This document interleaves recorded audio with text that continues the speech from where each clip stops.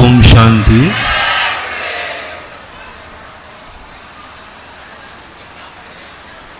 जीवन सदा कोई ना कोई सगुन लेकर के जन्मता है। उसमें खास तौर से मनुष्य का जब जन्म होता है वह कोई ना कोई सगुन रूप में होता है। उसमें भी खास तौर से जैन कुल में जिनका जन्म होता है वो पूर्व भव से ही अपने जीवन का सगुन लेकर के आते हैं। पूर्व भव में ही उनका निश्चित हो जाता है कि ये इसको जहाँ जाएगा उसको सगुन मिलना चाहिए, शुभ लक्षण मिलना चाहिए, कोई ना कोई मांगलिक वस्तु उसको मिलना चाहिए। और यह निर्णय पूर्व भव में जब कम करता है तो सबसे पहले क्षेत्र मंगल देखा जाता है। उसके पहले एक द्रव्य मंगल आता है। पूज्यवर नेमी चंद महाराज ने द्रव्य मंगल की एक बहुत बड़ी चर्चा की। द्रव्य मंगल का अर्थ होता है व्यक्ति स्वयं के लिए स्वयं मंगल रूप है कि नहीं। स्वयं के लिए तुम्हारी किस्मत तुम्हारे लिए मंगल रूप है कि नहीं। तुम्हें जो कुछ भी तुम्हारी जिंदगी में तुमने कर्म बांधा है उस कर्म में कोई मंगल कर्म है कि नहीं, कोई शुभ कर्म है कि नहीं। जो कुछ भी हमारे जीवन में घटित होता है इसकी तैयारी एक भाव पहले होती है। एक भाव पहले व्यवस्था बनाई जाती है कि इस व्यक्ति का द्रव्य मंगल करो। पहले जो व्यक्ति द्रव्य मंगल कर लेते हैं उन्हें नियम से कोई ना कोई एक ऐसा शुभ मंगल कर्म बनता है, एक ऐसा पुण्यदायी मंगल बनता है कि उसके आने वाले जीवन में कितने भी विघ्न आ जाएं, लेकिन यदि द्रव्य मंगल हमारा मजबूत है, शुभ है, तो वो विघ्न तुम्हारी जिंदगी को कभी परेशान नहीं कर सकते, विघ्न नहीं डाल सकते, तुम्हारी आंख में आंसू नहीं आने देंगे। द्रव्य मंगल, सारे दुनिया के मंगल तो हमें बहुत बार मिले, अरहंत मंगल, सिद्ध मंगल, साहू मंगल, लेकिन एक सबसे बड़ा मंगल है हर व्यक्ति स्वयं द्रव्य मंगल जिसे बोलते हैं। क्या तुमने ऐसा कोई कर्म बांधा है जो तुम्हारी जिंदगी का मंगलाचरण कर सके? जब तुम्हारा मरण हो और जैसे ही तुम्हारा नया कर्म उदय में आए वो नया कर्म तुम्हारा मंगल बन जाए, सगुन बन जाए। पहला कर्म जैसे ही मरण प्राप्त होता है तो सबसे पहले देता है मरने के बाद सबसे पहला कौन सा कर्म उदय में आया, और जो कर्म उदय में आया है बस उसी से तुम्हारी जिंदगी का निर्णय किया जाएगा। उसी के माध्यम से कहा जाएगा कि इसकी कुंडली कैसी होगी, इसका जीवन कैसा होगा, कैसा व्यतीत होगा। क्यों करते हैं मंगलाचरण? क्यों किया आपने उद्घाटन? क्यों करते हैं ध्वजारोहण? क्यों करते हैं मंगल कलश की स्थापना? क्यों करते हो दीप प्रज्वलन? क्यों करते हो मंगलाचरण, ये बहुत बड़े शगुन है महानुभाव। ये कुछ नहीं करते, ये जब भी तुम्हारी जिंदगी में आते हैं तो तुम्हारे विघ्नों को टालते हैं। विघ्नों को शोषण करने की ताकत होती है। आज तुमने ये फीता नहीं काटा है, 4 महीने तक जब का आपका संकल्प हो, उतने समय के लिए संसार की कोई भी देवत्व शक्ति कभी भी यदि इसे बुरी नजर से देखेगी तो ये फीता उसकी आंख में धूल झोंक देगा, तुम्हारा कुछ भी नहीं होगा। अब इस पंडाल के अंदर कोई भूत प्रवेश नहीं कर सकता, बाह्य एनर्जी प्रयोग नहीं कर सकती, कोई तांत्रिक प्रवेश नहीं कर सकता। कोई तांत्रिक का कितना भी बड़ा तांत्रिक यहाँ कोई मूठ फेंक देवे, वो वहीं रुकेगी जहां तुमने दीप फीता काटा है, जहां से तुमने उसका शुरुआत किया है।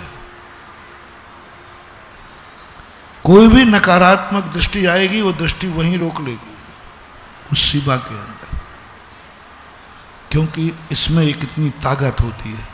एक सगुन किया है तुमने, एक शुभ की स्थापना की है तुमने, एक तुमने उद्घाटन किया है। अब जिन लोगों ने उद्घाटन किया है उनका पुण्य देखिए।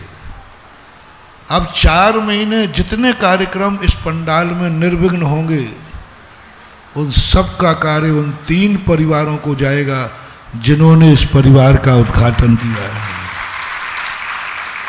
चाहे मैं प्रवचन कर लूं, चाहे यहाँ शिविर लगे, चाहे तुम प्रवचन सुनो, क्योंकि उन्होंने ये बात करके ये दिखा दिया, अब यहाँ कोई विघ्न करता नहीं आएगा। ये सारी की सारी कार्यक्रम करते हैं ध्वजारोहण क्यों?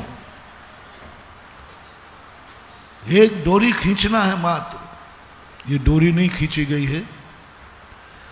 उन सारी नकारात्मक शक्तियों को हिदायत दी गई है, खबरदार यह ध्वजा स्थापित हो गई है, इसके प्रतिकूल विचार वाला कोई इस ध्वजा के आगे कदम रखेगा उसका सर्वनाश हो जाएगा। ध्वजा में ताकत है।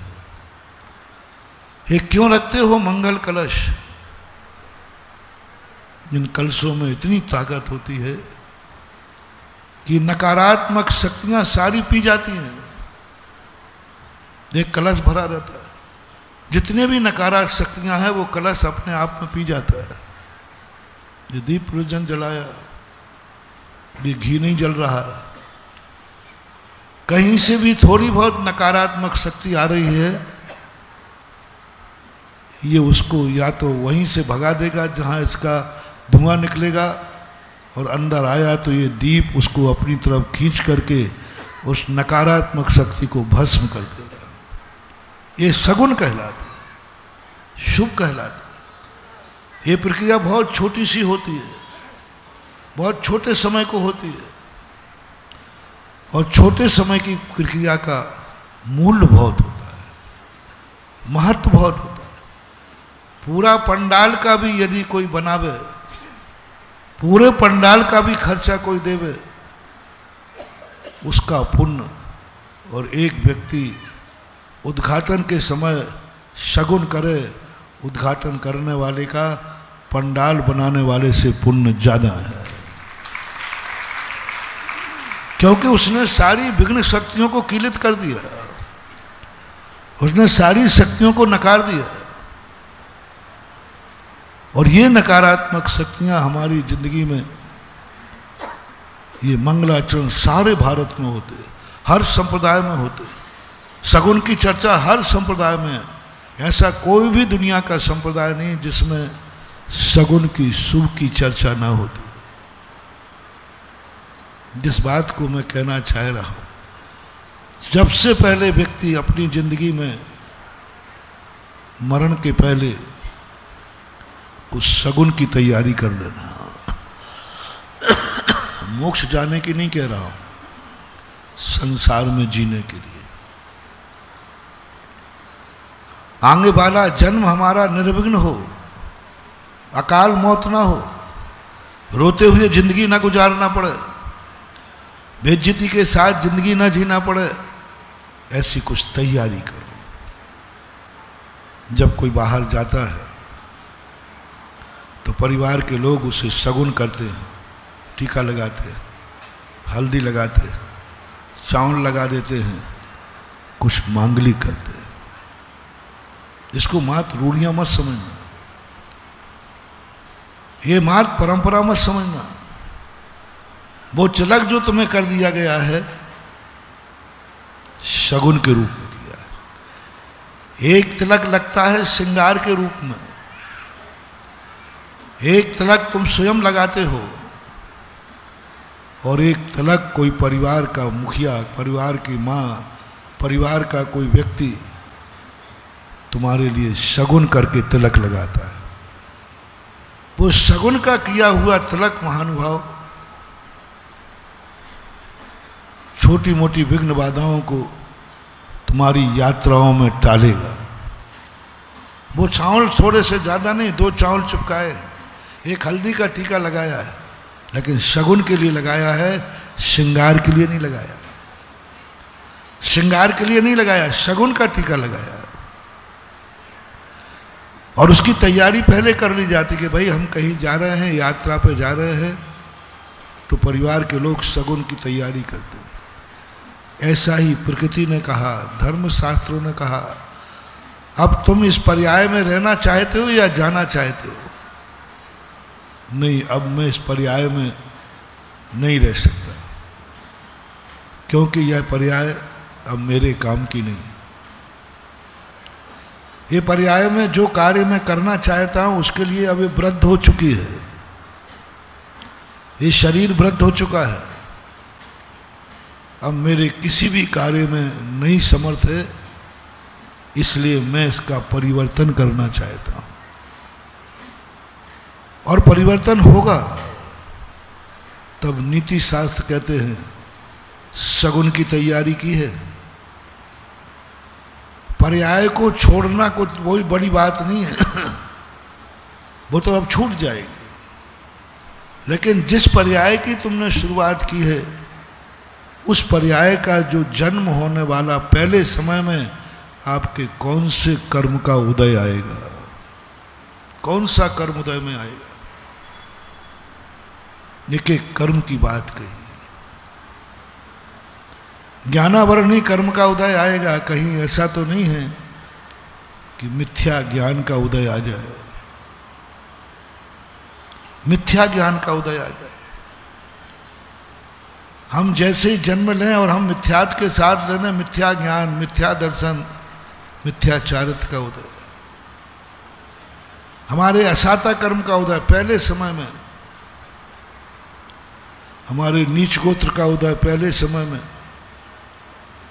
नाम कर्म की अशुभ प्रकृतियों का उदय, आयु कर्मों ने नरक और त्रियंच गति आदि का उदय, आयु का उदय,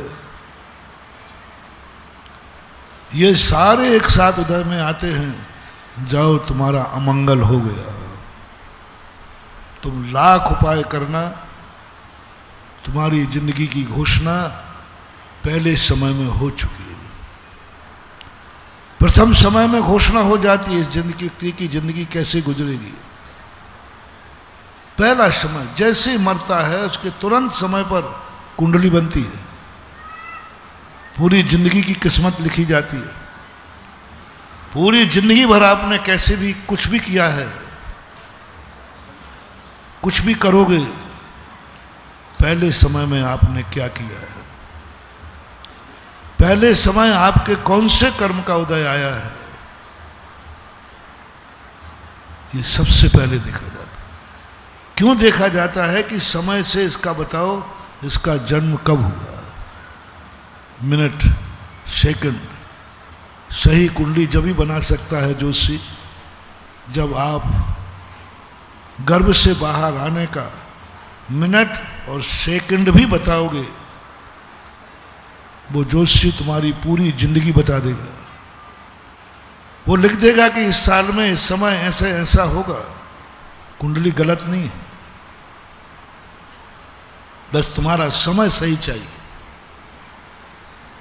फिक्स समय चाहिए, निश्चित समय चाहिए, सेकंड का भी अंतर नहीं आना चाहिए। उस समय वो तुरंत देख लेगा, इस समय जिसने जन्म लिया है उस समय ब्रह्मांड में कोई शगुन नहीं है, इस समय सब कुछ अपशगुन है, इस समय ज्योतिष मंडल पूरा अशुभ से गुजर रहा है,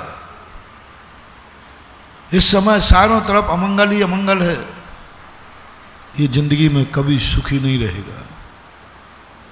और यदि जिस समय आपका और उस समय है और उस समय वो लग्न देखेगा, नक्षत्र देखेगा, दिन देखेगा, तिथि देखेगा और घोषणा कर देगा जिंदगी में अभी कुछ भी करता जाए इसका कभी कोई कुछ बिगाड़ नहीं पाएगा, क्योंकि शगुन देख लिया।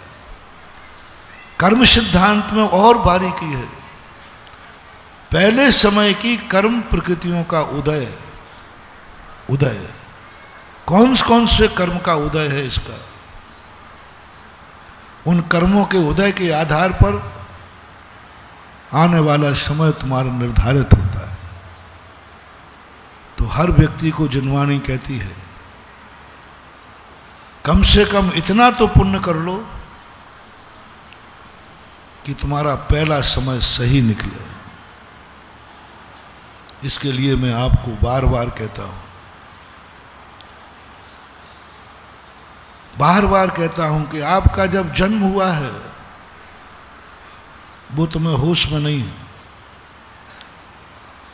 लेकिन परिवार वालों को जिस दिन बालक का जन्म हो उस दिन घर में कुछ अशुभ नहीं होना चाहिए, घर में किसी का क्रोध नहीं होना चाहिए, घर में किसी का बुरा परिणाम नहीं होना चाहिए, घर के अंदर परिवार के अंदर कोई नकारात्मक शक्ति नहीं होना चाहिए, किसी को जुआ गुटखा शराब नशे का सेवन नहीं करना चाहिए। आज कोई रात में नहीं खाएगा, आज कोई अभक्ष नहीं खाएगा, क्योंकि आज मेरे घर में एक मेहमान का पहला दिन है, आज सब कुछ शुभ ही शुभ होगा, आज सब शुभ ही शुभ होगा। घर में कोई गलत नहीं खाएगा, सब शुभ, सब नवोकार मंत्र पढ़ो, सब भगवान की भक्ति करो, तुम्हारे लिए नहीं। जिस व्यक्ति ने जन्म लिया है उसको एक दिन का सगुन दे दो, तुम्हारा एक दिन के शुभ करने से उसकी पूरी जिंदगी शुभ हो जाएगी। और उस दिन यदि तुमने शुभ कर लिया तो वह बालक वह बालिका तुम्हारे कुल के लिए सगुन बनेगी, कुल के लिए शुभ होगा, वो कुल का नाम ऊंचा करेगा, वो तुम्हें मान सम्मान दिलाएगा, क्योंकि जिस दिन वो तो आया था घर में उस दिन तुमने सब कुछ शुभ ही शुभ किया, शुभ ही शुभ किया। बालक का जन्म हुआ, दीप तैयार करके रखो, दीप जलाओ, एक जलाओ, दो जलाओ, घर को जगमगा दो पहले दिन, बाद में नहीं कह रहा हूं, जन्मते ही, जन्म के पहले भी नहीं कह रहा हूं, जन्मते ही आपको कोई ना कोई शगुन घर में करना है। कलश भर के तैयार रखो, कलश रखो, सब लोग कोई ऐसा शब्द बोलो जो शुभ माना जाता हो, बोलो पंच परमेष्टि भगवान की, वचन से शुभ बोलो, सभी लोग जय जिनेन्द्र बोलो, सभी लोग आज भोजन में सब शुभ चीजें खाएंगे, अशुभ चीज नहीं खाएगा कोई, घर में अच्छी चीजें बनेंगी जो शुभ मानी जाती है, जो अच्छा माना जाता है। कह दूं तो बुरा नहीं माने और मान जाओ तो एक दिन की बात है, एक दिन की बात। आज घर में किसी बालक बालिका का जन्म हुआ है, कोई चाय नहीं पिएगा, सब दूध पिएंगे। एक दिन, एक दिन, ज्यादा नहीं मांग रहा हूं, एक दिन, कल डबल पी लेना, आज नहीं, आज सब दूध पिएंगे, दूध शुभ है, शगुन है। यही बात तो अंग्रेजों के समय पार्लियामेंट में हुआ था। कि भारत देश में जब तक दूध लोग पीते रहेंगे कोई कुछ नहीं बिगाड़ पाएगा, क्योंकि सुबह से उठ करके हर व्यक्ति के हाथ में दूध का गिलास रहता है और दूध का दर्शन शुभ है, दूध का पीना शुभ है। यहां तक कुछ नक्षत्र हैं, कितना ही अशुभ मुहूर्त हो उसको दूध पिला करके भेज दो, वो अशुभ मुहूर्त भी शुभ में बदल जाता है। दूध में इतनी ताकत होती है। दूध पीता हुआ बालक कहीं दिख जाए, माँ दूध पिला रही हो, तुम कहीं जा रहे हो, जाओ, कैसा भी मुहूर्त हो तुम्हारी फतेह है, क्योंकि बालक माँ का दूध पी रहा था। कोई गाय बछड़ा भी, यदि गाय भी अपने बछड़े को दूध पिला रही है, कैसा भी अशुभ मुहूर्त हो, सामने गाय बछड़े को दूध पिला रही है, बछड़ा दूध पी रहा है, जाओ तुम्हारी फतेह है। दूध पीता हुआ, दूध पिलाती हुई, दोनों शुभ। दूध भी शुभ है, दूध का पीना शुभ है, दूध का पिलाना शुभ है। तुम्हें नहीं पीना है, किसी मांगलिक कार्य करना है, किसी मांगलिक कार्य को जा रहे हो, तुम नहीं पी सकते हो तो दूसरे को दूध पिला करके जाओ। कोई तुम्हारे घर में आया है, दूध पिला दीजिए। उस बालक के जन्मदिन पर एक दिन कोई भी सब व्यक्ति पिएंगे तो दूध पिएंगे, भोजन भी शुद्ध होगा, कोई गाली गलौच नहीं करेगा, कोई परिणाम नहीं बिगाड़ेगा। आज 24 घंटे का, एक 24 घंटा आप बालक का शगुन कर दीजिए, तुम्हारा क्या बिगड़ता है उसकी जिंदगी संभल जाएगी। और तुम्हारे लिए भी लाभ है कि तुमने यदि उसके लिए एक दिन का शगुन कर दिया तो तुम्हारे कुल को, तुम्हारे लिए वह शगुन के रूप में होगा। चाय शुभ नहीं है, चाय अमंगल है। सुबह से चाय का दर्शन ज्योतिष शास्त्र, चाय शराब जिसमें निकोटीन नाम का जहर होता है, एक छोटा सा होता है, तो ये सब अमंगल कहलाते, अशुभ कहलाते। उठते ही चाय का दर्शन बहुत अशुभ होता है। तुम नहीं मानोगे तो इतना कर लो, सुबह उठ करके एक घूंट चाय पी, दूध पी लेना, बाद में तुम्हें जो पीना है जो पी लेना।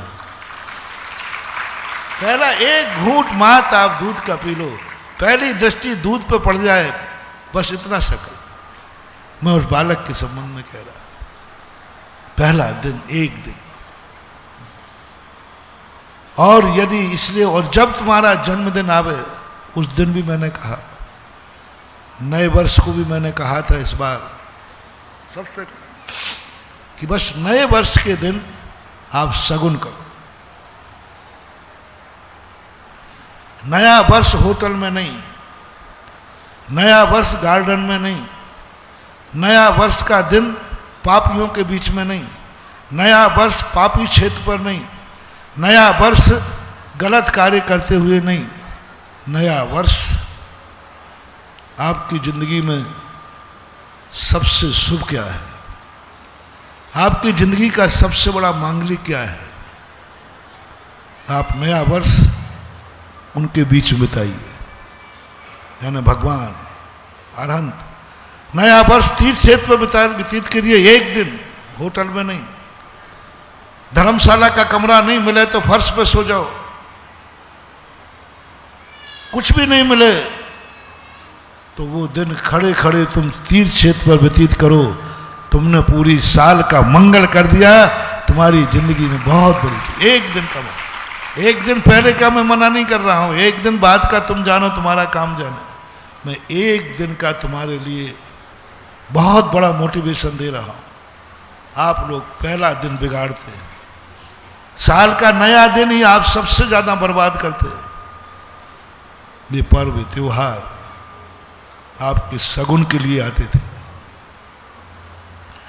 त्योहारों के दिन क्यों धर्म किया जाता है, त्योहारों के दिन अच्छे कार्य क्यों किए जाते हैं, और आज सब कुछ उल्टा होता है। त्योहार के दिन भारत देश में सबसे ज्यादा शराब पी जाती है। त्योहार के दिन, कोई शगुन के दिन सबसे ज्यादा बुरे कार्य किए जाते हैं। दिवाली के दिन सबसे ज्यादा जुआ खेलता है, दिवाली के दिन सबसे ज्यादा जुआ। कितना भी तुम कर लेना महानुभाव, दिवाली के दिन का खेला हुआ जुआ, चाहे हारो या जीतो, तुम पूरी साल सिर फोड़ते रहना, तुम्हारा साल का अंत कर्जे में और कड़की में बीतेगा, क्योंकि तुमने दिवाली के दिन जुआ खेला था। लोगों ने शगुन मान लिया पाप को। कई लोग कहते हैं दिवाली का शगुन, कोई नहीं मिलता है तो घर के लोग जुआ खेलते हैं। अरे कोई प्राणी नहीं तो मियां बीवी जुआ पे बैठ जाते, बोले शगुन तो करना है, दोनों जुआ खेलने लग जाते। सबसे बड़ा अमंगल अपशगुन होता है। दिवाली के दिन नहीं खेलना, दिवाली के दिन कुछ नहीं करना, क्योंकि शगुन का दिन है। आपको नए वर्ष के दिन आपको कुछ क्षेत्र अच्छा चुनो जो तुम्हारे शुभ, उनके साथ रहो जो तुम्हारे लिए सदा हित की बात सोचते, तुम्हारे संबंध में सोचते, जो तुम्हारे लिए मरने को तैयार हैं, जो तुम्हारे लिए जिंदगी भर सोचते रहते हैं। उनके बीच में नया वर्ष व्यतीत करो। एक दिन अपने माँ के साथ व्यतीत करो, अपने बच्चों के साथ व्यतीत करो, अपनी पत्नी के साथ व्यतीत करो, अपने घर में व्यतीत करो। फर्स्ट स्थान कौन सा दिया? सबसे बड़े सगुन कौन है? आपके भगवान, आपके गुरु, आपके तीर्थ। साल भर में कभी जाओ या नहीं जाओ, पहला 1 तारीख का दिन आपका भगवान के साथ बीतना चाहिए, गुरु के पास बीतना चाहिए, तीर्थ क्षेत्र पर बीतना चाहिए, जनवाणी माँ के स्वाध्याय में बीतना चाहिए। साल में 1 दिन मत करना। तुम्हें जनवाणी में पढ़ने में मन नहीं लगता, मत पढ़ना, मेरा कहना मान जाओ। जिस दिन आपका साल का पहला दिन हो, उस दिन भर आप शास्त्र का स्वाध्याय कर लेना।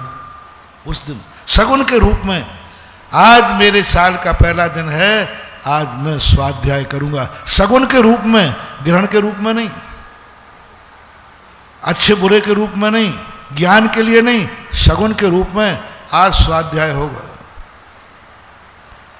आज मेरी जिंदगी का, आज मेरा नया वर्ष मानता हूं। कहीं भी हो, जैसे भी हो, आज गुरु का दर्शन तो होगा। भले ही साल भर तुम कभी मंदिर नहीं गए, आज तो प्रभु का अभिषेक होगा, आप तो भगवान का दर्शन होगा, क्योंकि आज मेरा पहली साल का पहला दिन है। ऐसे ही जन्मदिन, जितने आपके खुशी के दिन हैं, जिस दिन आते ही आपको आनंद आता है, जिस दिन आपको आह्लाद आता है, ऐसा लगता है आज का दिन मेरी खुशी का है। बस फैसला करो आज का कि वह दिन, मान लो जन्मदिन आपको अच्छा लगता है, बस एक ही काम करना है, ये जन्मदिन कुछ अशुभ मत करना। उस जन्मदिन देवसाद गुरु के पास जाके व्यतीत करो। वहां नहीं जा पाए तो अपना जन्मदिन उसके साथ व्यतीत करो जिसने जन्म दिया है। मम्मी पापा के साथ व्यतीत करो, उनके साथ खाओ, उनके साथ बैठो, उनसे वार्ता करो। जन्मदाता है वो। एक दिन की बात कर रहा हूं, साल भर में तुम्हें जो करना मैं उसकी बात नहीं कर रहा हूं, आज प्रसंग दूसरा है। एक दिन मात्र आपको ये करना है कि मैं जन्मदाता के साथ आज उसी के हाथ का खाऊंगा, उसी के साथ खाऊंगा, उसी को खिलाऊंगा, उसी से कुछ लूंगा, उसी को कुछ दूंगा, माँ बाप से कुछ लूंगा, माँ बाप को कुछ दूंगा, सब कुछ उसे पैर माँ बाप के छूंगा, आशीर्वाद माँ बाप का लूंगा। मात्र एक दिन में तुम्हारा इतना बड़ा सगुन हो सकता है कि वह दिन यदि तुमने कायम कर लिया तो तुम्हें अनाथ होने का जो कर्म ही बांध लिया था वो कर्म भी भाग जाएगा और तुम्हारे माँ बाप की अकाल में मौत नहीं होगी। कि तुम बालकपने में, अभी तुम्हारी उम्र ही क्या है, माँ बाप मर गए, ऐसा कर मान लिया, छोटी उम्र में भगवान माँ बाप ने जन्म दिया, मर गए, अभी तुम बड़े ही नहीं हो पाए, मर गए। आपको मात्र एक सगुन दे रहा हूं, जन्मदिन आप उनके साथ व्यतीत करो। जन्मदिन में आज बाहर नहीं खाऊंगा, आज घर से बाहर नहीं जाऊंगा, एक दिन जन्मदाता के लिए आज परिवार के साथ व्यतीत करूंगा। आज बेटे का जन्मदिन है, एक दिन आज मैं कहीं नहीं जाऊंगा बेटा, बेटे का जन्मदिन है, आज तेरे साथ रहूंगा, आज तेरे लिए करूंगा, आज तेरा सगुन करूंगा, आज तुझे मंदिर लेके जाऊंगा, आज तुझे गुरु के पास लेके जाऊंगा, आज तुझे साथ में लेकर अभिषेक कराऊंगा। आज तेरा जन्मदिन है, एक पिता अपने बेटे के लिए मात्र एक जन्मदिन उसका साथ दे दे, शायद बेटा कभी तुम्हारी जिंदगी में अकाल की मौत भी आएगी, ट्रेन के नीचे भी गिर जाएगा तो वो बाहर निकल जाएगा, पूरी ट्रेन निकल जाएगी, बच्चा साबुत बच जाएगा, क्योंकि तुमने एक जन्मदिन में उसको दिया था। तुमने कहा बेटा आज तेरी जिंदगी में, आज तेरा जन्मदिन है, मैं शुभ ही शुभ कार्य करूंगा और सब तेरे लिए करूंगा, कोई अशुभ नहीं। आज गुटखा नहीं खाऊंगा, आज पान खाकर पीक नहीं थूकूंगा, थूकना अशुभ माना जाता है। आज कितने भी बड़ा मैं पापी हूं बेटा, आज नहीं करूंगा, क्योंकि आज मेरे बेटा बिटिया का जन्मदिन है, आज मेरे बेटे का खुशी का दिन है, एक दिन मात्र, एक दिन। कोई भी चीज, जो भी आप, शादी की सालगिरह का आजकल फैशन चल रहा है, आप लोगों में सबसे ज्यादा खुशी का दिन कौन सा आने लगा आजकल? जन्मदिन तो सेकंड हो गया, जन्मदिन तो आजकल शादी की सालगिरह का बहुत रिवाज, लोग जन्मदिन पे इतना खर्च नहीं करते, शादी की सालगिरह पे लाखों लाखों रुपए, कई लोग तो ओरिजिनल शादी से भी ज्यादा अच्छी करते। और बच्चे कहते पापा मैंने आपकी शादी नहीं देखी, मुझे दिखाओ ना। कान खोल के सुन लो रे छोकरो, माँ बाप की शादी देखना तुम्हारी जिंदगी का सबसे बड़ा अमंगल और अशुभ है, बहुत बड़ा पाप है। माँ बाप की शादी देखने का अर्थ है कि तुम वो पापी हो जो माँ बाप की शादी के पहले ही तुम्हारा जन्म हो चुका है, ये कर्म बंधेगा तुम्हें। माँ बाप की शादी देखने का रिवाज जो चल रहा है, ये वो कर्म बांध रहा है तुम्हें, और शादी के रिवाज को मनाने वाला वो कर्म बांध रहे हैं दोनों। बेटे को कर्म बन गया जिसने भाव किया मैं अपने पापा की ओरिजिनल शादी देखूंगा, ओरिजिनल होने लगी। बराबर पंडित आता है, बरमाला डलती है, वो क्या क्या करते मुझे पूरा पता नहीं, तुम लोगों को ज़्यादा मालूम, हम तो सुनी सुनाई कह रहे, हो रहा है कि नहीं? ओरिजिनल शादी जैसा मनाने का रिवाज हो गया कि नहीं? होटल बुक होती है बराबर, सब रिश्तेदार भी आते हैं। मैंने तो ये सुना कई स्थानों पर पूरी घोड़ी पे बैठकर दूल्हा भी जाता है।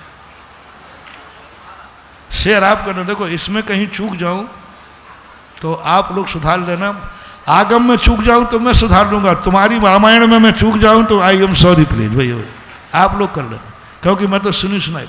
घोड़ी पे बैठ के जाने लगे, तोरण लगता है, बाकायदा सासू उसके आरती उतारती है, पत्नी जो भी तुम्हारा रिव सब होता है। महानुभाव, ये पाश्चात्य संस्कृति इतनी अपशगुन है,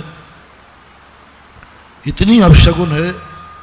मैं अपने भक्तों से कहना चाहूँगा, अपने माँ बाप की शादी को कभी देखना मत, देखने को मिले तो आंखें बंद कर लेना, बहुत बड़ा अशुभ कर्म बंधेगा। ऐसा कर्म बंधेगा, तुम्हारा जन्म तो होगा लेकिन शादी के पहले कोई कुकर्म करेगा, उससे तुम्हारा जन्म होगा। शादी के पहले जन्म लेना उस बालक के लिए इज्जत वाला है कि बेइज्जती वाला? बोलो, अपने भारत में बेइज्जती वाला है। अरे शादी हुई नहीं, बालक ने जन्म ले लिया, निंदा का पात्र है, बहुत निंदा होती, बहुत बुरा कहा जाता है। शास्त्रों में देखो ऐसे कांड हुए हैं, उनको नदी में बहा दिया गया। कर्ण का जन्म हुआ, नदी में बहा दिया, पूरी जिंदगी भर सूत पुत्र के नाम से जाना गया। जिंदगी भर उसको कितने कष्ट उठाना पड़े, आप लोगों को रामायण महाभारत में देखा होगा। इसके ऊपर एक बहुत बड़ा उपन्यास लिखा है, भारतीय ज्ञानपीठ से चाहा है, गोयली करके कोई है, उन्होंने लिखा है मृत्युंजय। क्या दर्दनाक कहानी। कुछ नहीं महानुभाव, उसने कभी अपने माँ बाप की शादी देखने का मन बनाया होगा कि मेरे मम्मी पापा ने कैसी शादी की थी, मैं देखना चाहता। कभी भूल कर भाव नहीं करना, प्रणाम नहीं करना। और मनाने वाले कान खोल के सुनो, जो अपनी शादी की सालगिरह शादी के तरीके से मनाते हैं,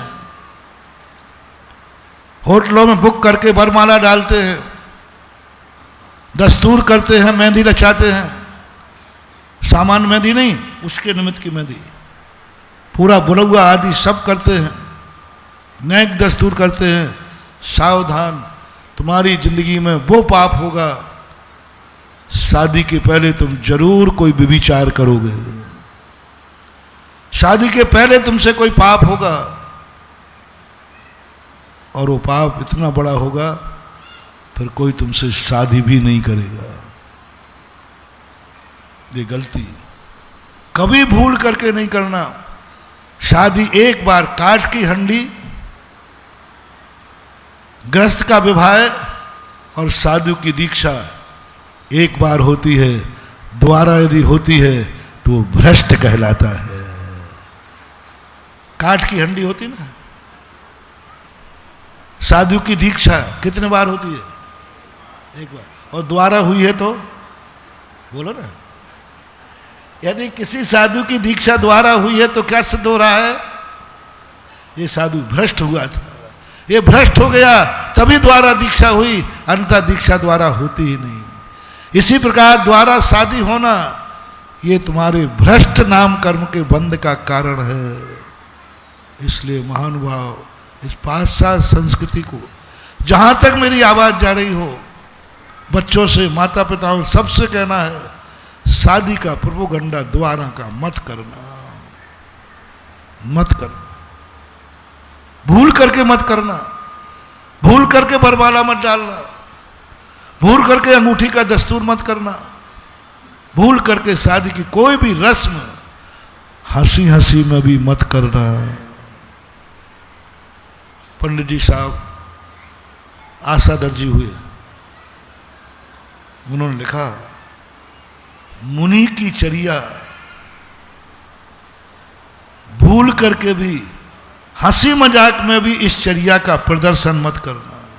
हंसी मजाक में भी नहीं, मुनि चर्या का प्रसंग हंसी मजाक में भी मत करना।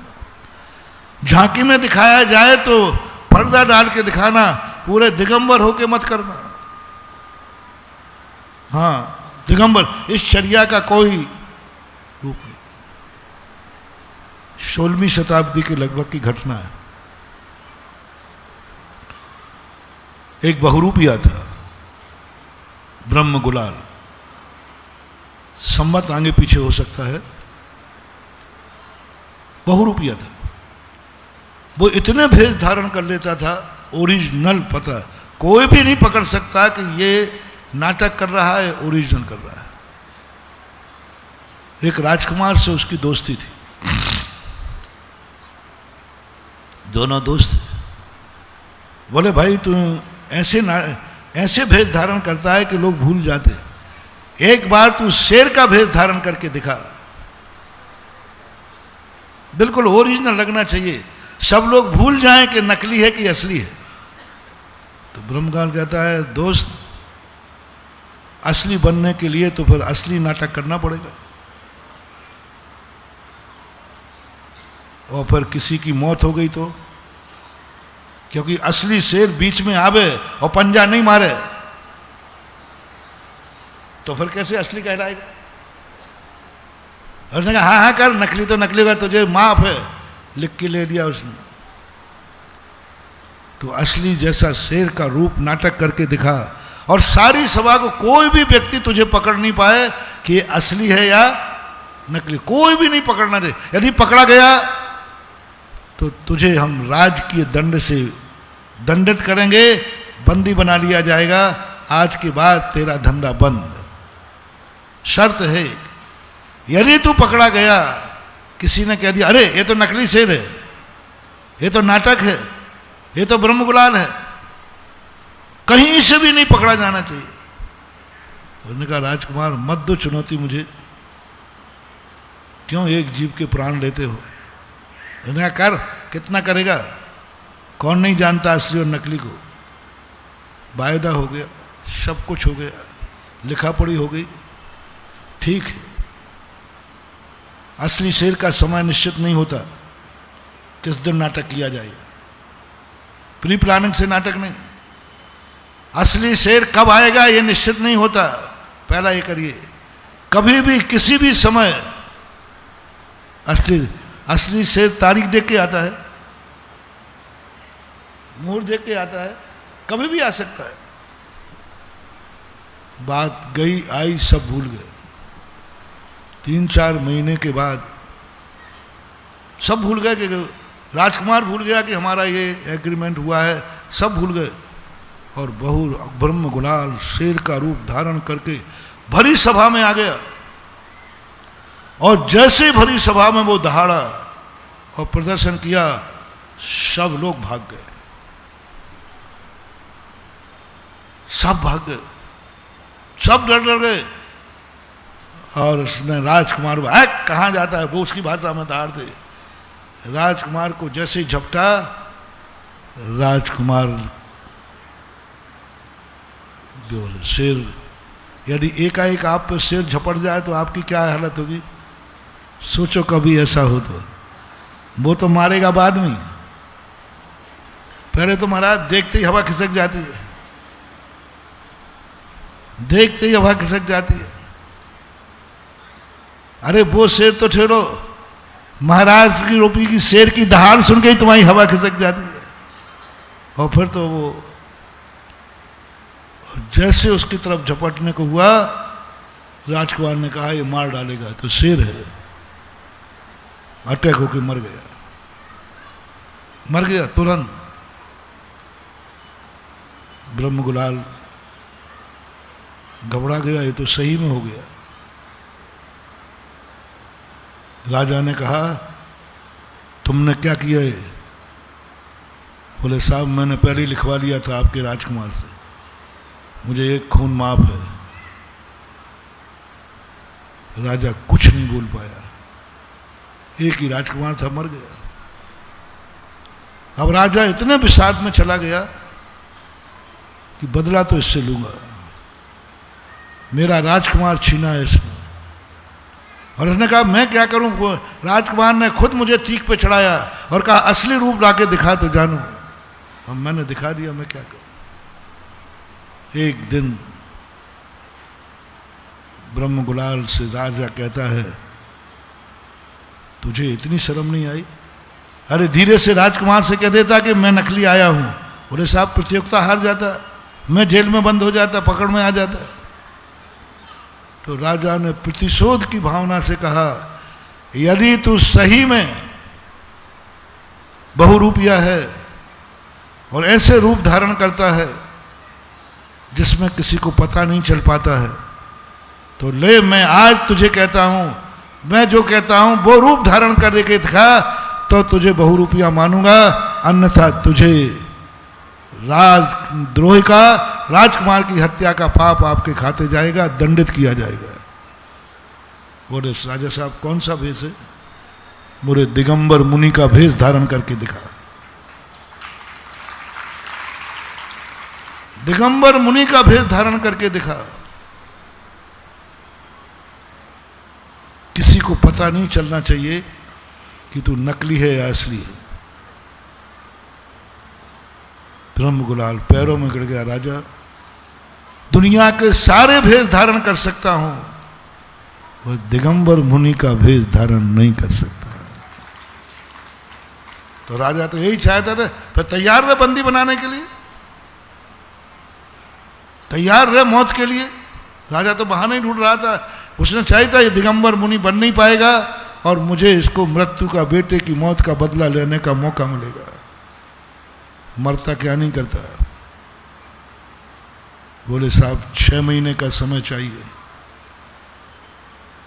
मैं बोलो दुनिया के भेष धारण करने में कोई समय नहीं, दिगंबर मुनि के भेष धारण करने में क्या लगना, कपड़े ही तो उतारना है, कपड़े उतारना, पीछे कमंडल लेना, और करना क्या है। ब्रह्मलाल कहता है कि नहीं, बहुत कठिन है राजन, 6 महीने में भी मैं कर पाऊंगा, मुझे डर लग रहा है। मैंने एक बार पिक्चर वालों से, हीरों से चर्चा की। मैंने कहा सारी दुनिया में पिक्चर बनाते हो, सारे दुनिया के धर्मों पर पिक्चर बनाते हो, जैन कहानियों में पिक्चर क्यों नहीं बनाते? जैन पुराणों में भी तुम्हारे लिए बहुत अच्छी अच्छी कथानक हैं जिन पर फिल्म बन सकती है, बहुत अच्छे अच्छे कथानक। खलनायक भी मिलेगा तुम्हें, राग रंग भी मिलेगा तुम्हें, तुम जो फिल्म के चाहते हो सब मिलेगा, क्यों नहीं बनाते हो? तो उसने क्या कहा, मुराद बना दूंगा महाराज जी, आप बाधक हैं उसमें, आपके कारण नहीं बन पाती। मैंने कहा ये मैं ही कह रहा हूं, नहीं आप मुनि महाराज लोग बाधक हैं, ऐसी कोई कहानी नहीं है जिसमें कोई मुनि महाराज नहीं आते हों, और मुनिराज के बिना वो जैन कहानी होगी नहीं। अब सवाल है कि मुनि महाराज कौन बने? नंगा बनना हो तो कोई बन जाए, यहां तो मुनि बनना है। ये कठिन। 6 महीने के बाद बात राजा ने कह दी, भूल गए राजा, और घर में जाकर के सब तरफ उसने दस्तखत करके सबसे क्षमा मांगी। बोले अभी तक तुम कोई रूप धारण करने जाते थे तो इतने उदासीन नहीं रहते थे, क्षमा नहीं मांगते थे, आज क्या हो गया? बोले बस आज के बाद कोई दूसरा भेष धारण नहीं होगा, आज मेरा अंतिम भेष है दूसरा, आज के बाद तुम्हारा हमारा कोई संबंध नहीं होगा, आज के बाद इस परिवार से मेरा कोई संबंध नहीं होगा, आज मैं वो भेष धारण कर रहा हूं जिसको धारण करने के बाद फिर कोई दूसरा भेष नहीं होता है। और पीछे कमंडल लेकर ऐसी मुद्रा बना के आया, सारे नगर के लोग मुनिराज की आगवानी में साष्टांग नमस्कार कर रहे, साष्टांग, केसलन पेंटलन सब कर लिए, साष्टांग नमस्कार कर रहे। राजा को पता, राजा खुद दरवाजे पे आरती लेके आ गया और राजा ने आरती उतारी। ओह अवभाग्य, मेरे नगर में मुनिराज पधारे, मुनिराज पधारे। राजा आरती उतारा, प्रजा एक व्यक्ति को भी नहीं पता चला कि ये क्या मामला, राजा भूल गया। और राजा ने जैसे ही चरण पखारने के लिए कलश उठाया, मुनि महाराज पखारते ना आगवानी के समय, तैसे ब्रह्मगुलाल ने पैर पीछे कर लिया। नहीं राजा, राजन आप राजा हैं, हम ब्रह्मगुलाल आपकी प्रजा हैं, क्या राजा प्रजा के पैर पखारता है? अरे राजा कहता अरे ये तो मामला उल्टा है। राजा हार गया। बोले ब्रह्मगुलाल तुम, मैं तुम्हें नहीं पहचान पाया, मैंने ही वादा किया था। बोले आपने कहा था कि ऐसा भेष धारण करना जो कोई नहीं पहचान पाए। अब मुझे पता चला तू सही में ओरिजिनल भेष धारण कर लेता है। मैं हार गया। जाओ ब्रह्मगुलाल, तुम्हें अब मैं सब माफ करता हूं, माफ करता हूं तुम्हारे लिए, जाओ तुम्हें पुरस्कार देता हूं, जाओ इस प्रक्रिया चालू रखो। ब्रह्मलाल कहते नहीं राजन, बस अंतिम भेष था, इस भेष के बाद फिर कोई भेष नहीं होता है। अब नहीं, बस अभी तक तो मैं नकली था, असली का स्वांग रच रहा था। अब घर नहीं जाऊंगा, अब राज में नहीं जाऊंगा, और पीछे कमंडल लेकर के ब्रह्म गुलाल वनवास में गया, वह मुनिराज से जाके दीक्षा लिए। वहां ये शिक्षा है कि दिगंबर भेष एक ऐसा है, इसको एक बार धारण करने के बाद दोबारा धारण, बस यही स्थिति तुम्हारी है। एक बार शादी होने के बाद दोबारा शादी नहीं करना, ये व्यभिचार का पाप है, ये अमंगल है, अपशगुन है। तो फिर कैसे मनाएं? मैंने तो कभी बनाई नहीं, लेकिन कैसे मनाना ये सब जानता हूं। कैसे मनाए? तुम्हें शुभ है ना, दोनों एक दूसरे से खुश हो ना, कि तुम मेरी जिंदगी में आए मेरा सौभाग्य है, तुम मेरी जिंदगी में आए तो सौभाग्य है। जाओ, शादी के दिन किसी होटल पे मत जाना, शादी के दिन अपने भगवान के पास जाना जो सगुन है। गजब, मैं तो पहले समझ ही नहीं पाया कि शास्त्र में पूज्यवत जिनसेन स्वामी ने संसार का सबसे बंधन शादी के राग का और भगवान के सामने कराया। बोले शादी करना तो भगवान के सामने करना, जिनेन्द्र देव की मूर्ति के सामने, बीतरागी के सामने राग। बोले हाँ, राग वो कीचड़ है जिस दलदल में अच्छे अच्छे लोग फंस गए, और तुमने इस दलदल में भगवान की साक्षी में प्रवेश किया तो तुम दलदल में फंसोगे नहीं, उसी कीचड़ में कमल जैसे खिलोगे जैसे कमल खिलता है। इसलिए शादी का दिन भगवान के सामने, गुरु महाराजों के सामने, उस दिन जरूर शगुन के लिए द्वादश वर्षीय कोष नहीं, दोनों बैठ करके आज जरूर हम दोनों बैठकर स्वाध्याय करेंगे, क्योंकि आज हमें जिनवानी माँ का आशीर्वाद लेना है। आज शादी की सालगिरह है ना, तो हमें जिनवानी माँ का आशीर्वाद मिले कि हम दोनों सौभाग्यवान और सौभाग्यवती बने रहें। आज सगुन है, आज जिनवानी माँ का आशीर्वाद लेना है। उस दिन जरूर 4 लाइनें सही शगुन के रूप में जिनवानी की पढ़ना। साल भर पढ़ो या नहीं पढ़ो, किस दिन कह रहा हूं, किस दिन कह रहा हूं? जिस दिन आपका शुभ दिन है, शादी का दिन है, उस दिन 4 लाइनें जरूर पढ़ लेना।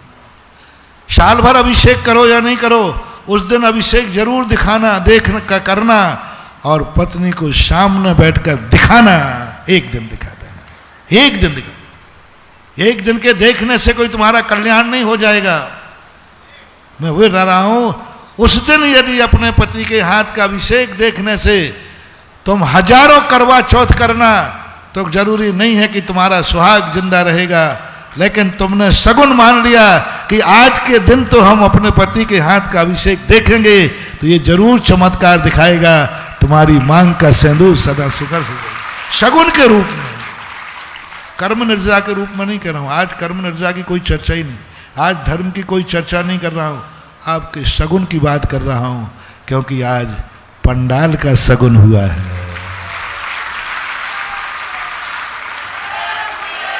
आज पंडाल का उद्घाटन हुआ है। आज कुछ सगुन कर रहे थे तुम फीता खोल रहे थे, हम चिंतन चल रहा था। मैंने कि इतने फीते के 11 कलश 3 लोगों ने दिए, तो मेरे मन में आया, बाबा जी आगरा की भोली भाली जनता को ठगो मत। इतने से फीते की गांठ खुलाई, कितनी देर लगी? पास गांठ खुलाई, 11 कलश। आखिर ऐसा मार्केट कहीं देखा? तुरंत मेरे मन ने कहा, ये उद्घाटन नहीं है, ये 4 महीने की कमाई का इन्वेस्ट है। कलश के दिन भी मैंने कहा था ये कलश नहीं है, तुम भी जानते हो बाजार में 2 लाख 3 लाख रुपए का कलश आ जाएगा। ये कलश की कीमत नहीं है, ये कीमत है इस चतुर्मास की, ये कीमत है गुरु के आगवानी की, ये कीमत है कि झांसी जैसे इतने रास्ते में पुण्यात्मा जीवों के छोड़ते छोड़ते हमारे पुण्य को जगाने की कीमत है। बताओ भैया, क्या झांसी वाले चतुर्मास नहीं चाहते थे? बोलो ना, ग्वालियर वाले, मुरैना वाले सब चाहते, कौन नहीं चाहता? हाँ महाराज, किसी ने चाहा नहीं होगा इसलिए आगरा आ गए। देखो भाई, मेरी सियार तुम्हें पता है, बोलो मुझे कितने लोग चाहते चतुर्मास के? कौन नहीं चाहता? लेकिन उन सब का पुण्य फीके हवा और आगरा का पुण्य उनसे भी आगे हुआ। ये कलश उसका है,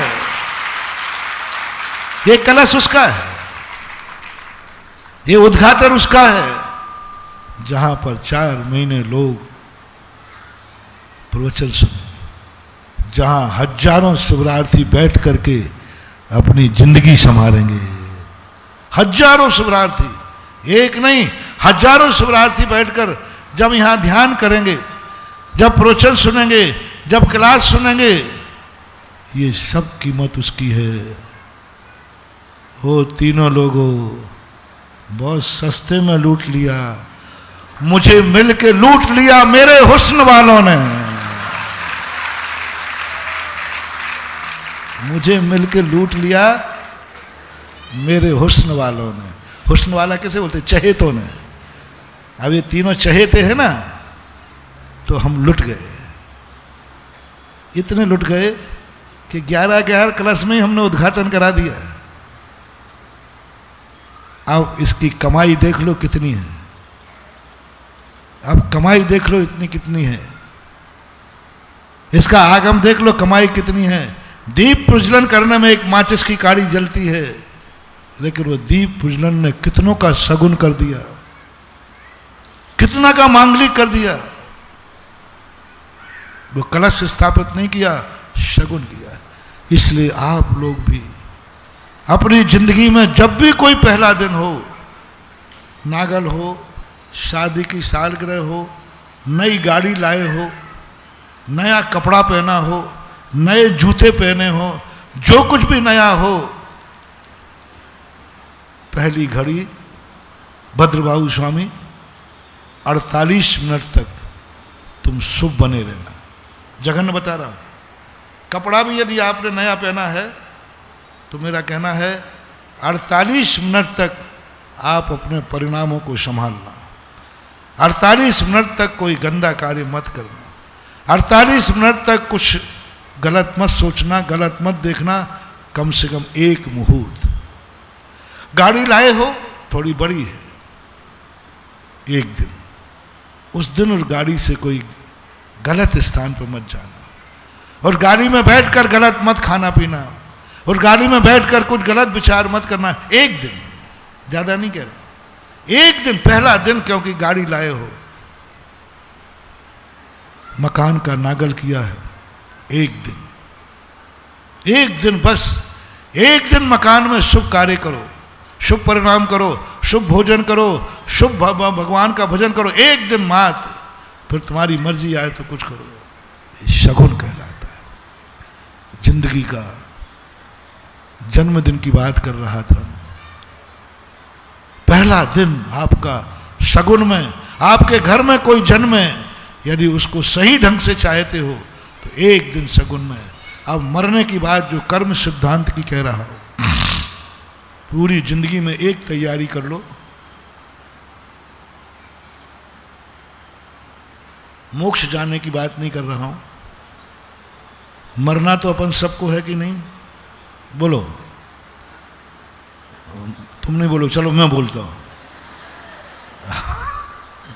मरना है, नियत सत्य को कौन स्वीकार नहीं करेगा? मरना है। मरना है, मरना है, पक्का है, कोई नहीं टाल सकता। अब क्या करें महाराज? तैयारी शुरू करो। मरना है, निश्चित है, तो मरने के बाद जन्म भी निश्चित है। हम मरने का दुख क्यों मनाएं? हम जन्म की तैयारी करें ना। मरना अशुभ है तो जन्म ना, बोलो जन्म ना कैसे? अब तो बोल दो। हाँ, अब देखो बहुत आवाज आ गई है। जन्म तो अपन मरने का दुख क्यों मनाएं? जन्म की तैयारी करें। जब ये भी पता चल गया कि मरा है तो जन्म कहीं ना कहीं होना ही है, बस उसकी तैयारी अपन सब मिलकर करते हैं। आने दो मौत, मौत भी देखे क्या कर रहे हो? बोले जन्म की तैयारी कर रहा हूं।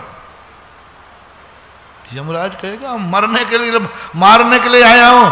बोले तू भली मुझे मार, मैं तो जन्म की तैयारी कर रहा हूं, क्योंकि मरने के बाद जन्म होगा, उसकी तैयारी मेरी है। संलेखना क्या है? समाधि क्या है? साधु हंसते हंसते क्यों मर जाता है? ज्ञानी हंसते हंसते क्यों मर जाता है? क्यों नहीं घबराता मौत से? क्योंकि वो कहता है मौत से घबराने की जरूरत नहीं है, मैंने जन्म की तैयारी कर ली है। उसे मौत दिख रही है अज्ञानी को, और ज्ञानी को जन्म दिख रहा है। अज्ञानी को रात दिख रही है, और ज्ञानी कहता है रात के बाद प्रभात। यदि रात नहीं हो तो प्रभात नहीं होगी, क्योंकि जहां रात नहीं होती वहां प्रभात नहीं होता।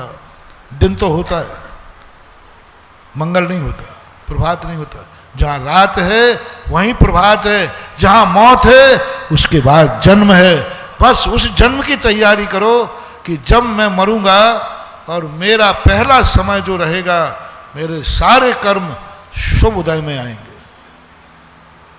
मेरा ज्ञान सम्यक ज्ञान होगा, मैं सम्यक दर्शन के साथ जन्मूंगा। बहुत बड़ी तैयारी दे रहा हूं महानुभाव। मरने से नहीं रोक रहा हूं, जन्मने की तैयारी कर रहा हूं। बस ऐसा सम्यक दर्शन मजबूत बनाओ। यद में वो दृश्य में वो तत्वम नान्यान्न चान्न था, इत कंपाय शाम्भोवत सन मार्गे संशय रुचि। यह सम्यक दर्शन आज मुझे प्राप्त हुआ है, अब नहीं छोड़ूंगा, अब नहीं छोड़ूंगा। क्योंकि मरने के बाद जब भी मेरा पहला समय जन्म का आएगा, उस समय में मेरा कर्म का उदय सम्यक प्रकृति का होगा, सम्यक दर्शन के साथ जन्मूंगा। एक सगुण, मैं मिथ्या ज्ञान के साथ नहीं जन्मूंगा। मेरे जन्म का पहला क्षण सम्यक ज्ञान का होगा। पहला ज्ञानावरणी, दर्शनावरणी, ये दोनों सम्यक हो गए। मोहिनी कर्म, कोई मोहिनी कर्म में हमारी अनंतानुबंधी कसाय का उदय नहीं होगा। सबसे बड़ी निकृष्ट अशुभ कसाय है अनंतानुबंधी। अनंतानुबंधी कसाय का उदय नहीं होगा। मोहिनी में दर्शन मोहिनी का उदय नहीं होगा, शुभ कर्म का उदय होगा। गोत्र में मैं नीच गोत्र में नहीं जन्मूंगा। तैयारी करो महानुभाव,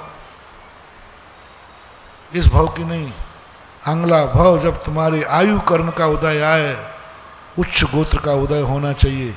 सगुन करो, नीच गोत्र का उदय नहीं होगा। मैं तुम्हें दूसरों की निंदा करने से इसलिए नहीं रोक रहा हूं कि तुम कायर हो। दूसरों के दोष देखने के लिए इसलिए नहीं रोक रहा हूं कि तुम अंधे हो।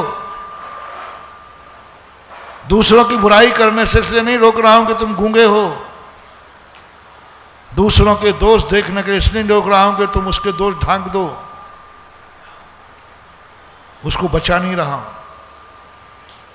जो गलत कर रहा है उसको बचाने के लिए तुम्हें चुप नहीं किया गया जैन दर्शन में कि नहीं उससे गलती की है, उसको बचाओ। इसलिए तुम चुपचाप रहो, तुम चुपचाप रहो, क्योंकि वो हमारा व्यक्ति है। उसने कितनी भी गलती की है, कोई जवान नहीं निकालेगा, इसलिए नहीं रोक रहा हूं। तुम दोष नहीं देख रहे हो इसलिए नहीं रोक रहा हूं, तुम सब कुछ कर रहे हो।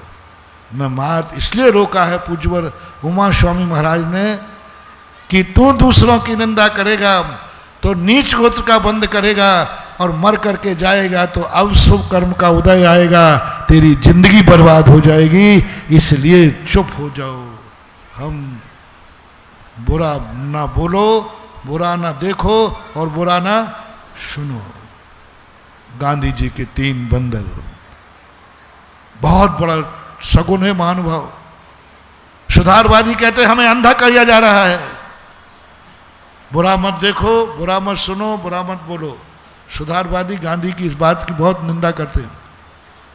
बोले आंख मिली देखने के लिए, मुंह मिला है बोलने के लिए, कान मिले सुनने के लिए, खूब देखो, चश्मा लगा के देखो।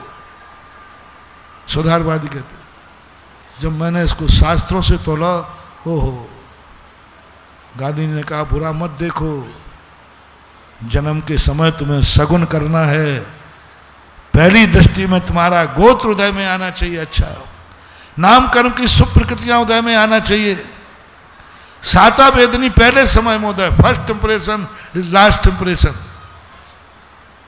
पहला समय में साता कर्म का उदय हो, फिर जिंदगी भर साता बनी ना दो, कोई फर्क नहीं पड़ता। आयु कर्म के उदय के समय साता कर्म का उदय होना चाहिए, बस सगुन की बात है। आयु भी अशुभ आयु का उदय नहीं, शुभ आयु का उदय होना चाहिए जन्म के पहले समय पर। यदि ये सब शुभ हो गए तो जाओ, जिंदगी में कुछ विपरीत होगा भी, जिंदगी में कुछ संकट आएंगे भी, वे संकट तुम्हारा कुछ भी नहीं बिगाड़ पाएंगे, क्योंकि तुम्हारा पहला समय शुभ और सगुन से बीता है। इसलिए हर चीज का जो पहला समय होता है, पहली दृष्टि, प्रथम दृष्टि शुद्ध दृष्टि। किसी व्यक्ति को देखने पर तुम्हें पहले समय में क्या लगा, वही है वह व्यक्ति। दूसरा व्यक्ति तुम्हें देख रहा है, तुम्हें कैसा लग रहा है, वही है वह व्यक्ति। हमारी आंखें मंगलाचरण करती हैं, हमारी आंखें प्रथम दृष्टि में हमारे मन में क्या भाव आया, केवली भगवान से पूछ लेना, वही निकलेगा जो तुमने प्रथम दृष्टि में देखा। आभास होता है, अपनी आत्मा बहुत बड़ी ज्योतिष है, लेकिन बस हम उतने नहीं हैं। आज तुमने मंगलाचरण क्यों किया? क्योंकि हम इतने समर्थ नहीं हैं कि कितने ही विघ्न आ जाए मुझे कोई डिगा नहीं सकता।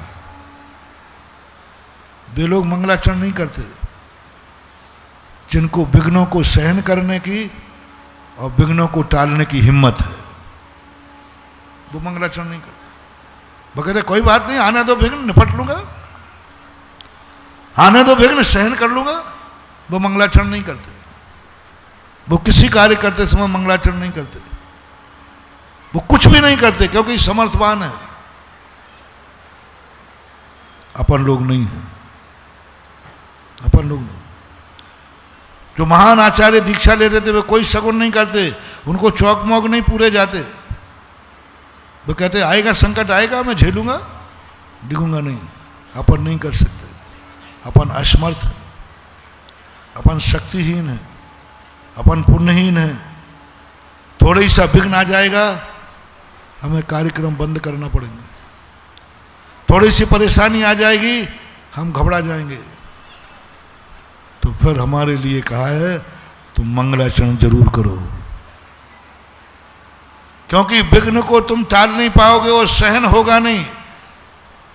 रिपीट कर रहा हूं, विघ्न को टाल नहीं पाओगे और सहन, ये दोनों स्थिति अपनी है। तो फिर जिनवाणी कहती है तुम कोई ना कोई सगुन करो, तुम दीप जलाओ, तुम फीता लगाओ, तुम कलश स्थापन करो, तुम नमोकार मंत्र पढ़ो। तो क्या होगा? विघ्न आएगा, हम टाल नहीं पाएंगे, सहन भी नहीं कर पाएंगे। ये मंगलाचरण जो तुमने किया है, ये उस विघ्न को निपटा देगा वहीं, और तुम बच जाओगे। ये मंगलाचरण इसलिए किया जाता है, जो पापों को, मलों का जो गालन करता है। पूज्यवर नेमी चंद्र महाराज गोमठ साल, जो पापों को गलाता है, जो विघ्नों का शोषण करता है, भस्म कर देता है, उसको मंगलाचरण बोलते हैं, उसको सगुन बोलते हैं। तो आज पंचम काल में हर कार्य में सगुन, क्योंकि तुम में समर्थ नहीं है। जन्म देते ही बाप मर जाए, रोगे तो नहीं? बेटा जन्मते ही मर जाए, रोगे तो नहीं? शादी के बाद तुम विधवा और विधवा हो जाओ, रोगे तो नहीं? जल्दी बोलो,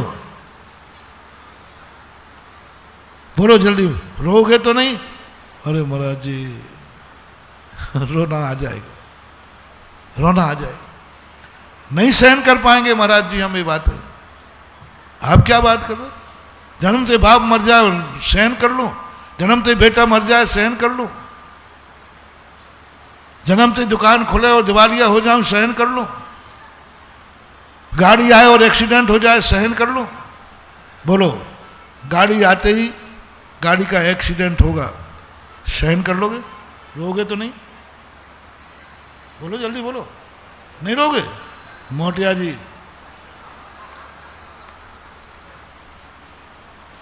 फैक्ट्री खोलते ही दिवालिया हो जाओगे, सहन कर लोगे?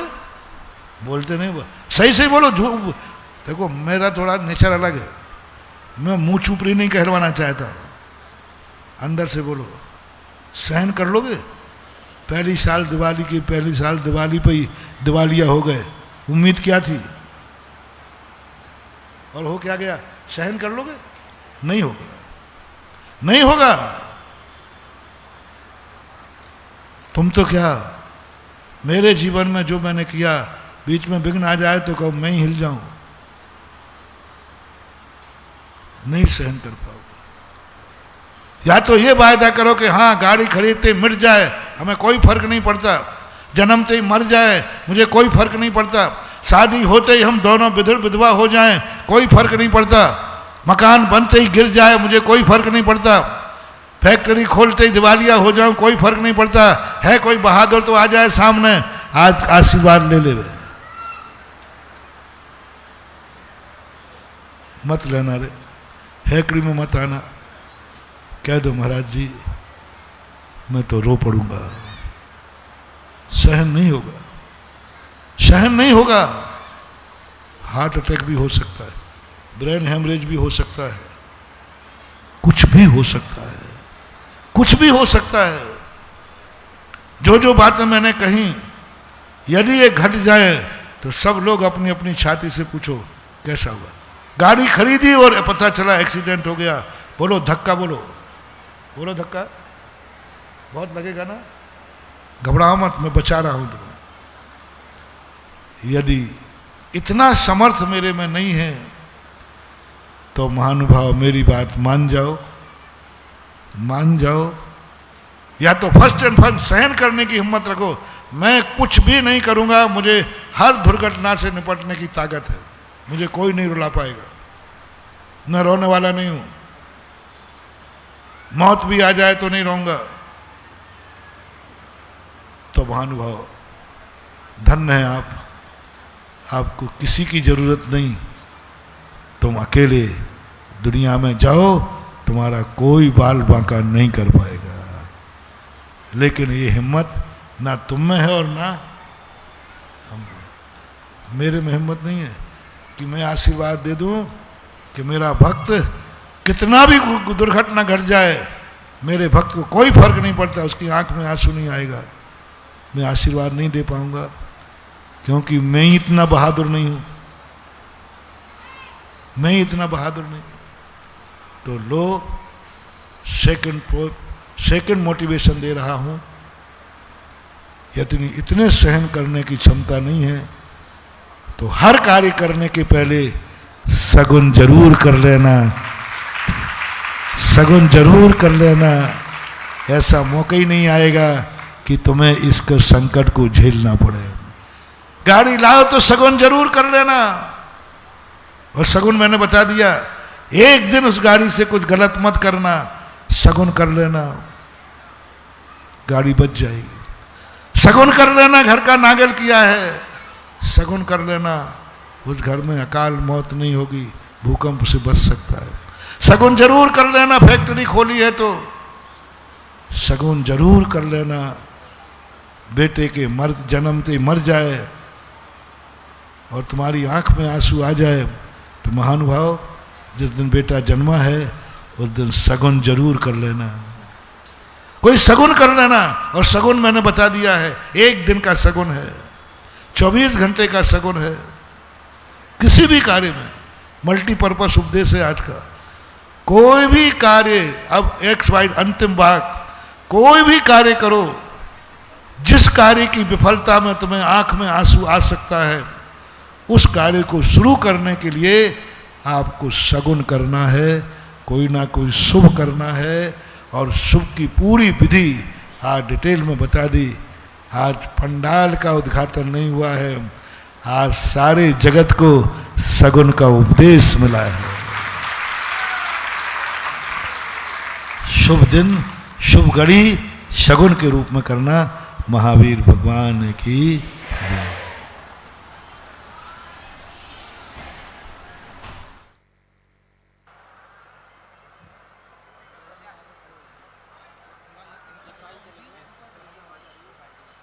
बंधुओं, पूज्य गुरुदेव ने आज सगुन के बारे में हमें बड़े विस्तृत रूप से बताया है, कैसे जीवन जिए ये भी हमें बताया। एक सीख लेकर के यहाँ से हम चलेंगे। और बंधुओं, भक्ति कलश की ब्यार लगातार बह रही है और आज जिन पुण्यार्जकों ने भक्ति कलश लिया है उन्हें आवाज़ देना चाहेंगे। जिनेश, वीणा, राहुल सोगानी अजमेर से आज हैं और आज उनको ये भक्ति कलश यहाँ लेने का सौभाग्य प्राप्त हुआ है। कृपया यहाँ आएँ और अपना भक्ति कलश यहाँ स्थापित करें।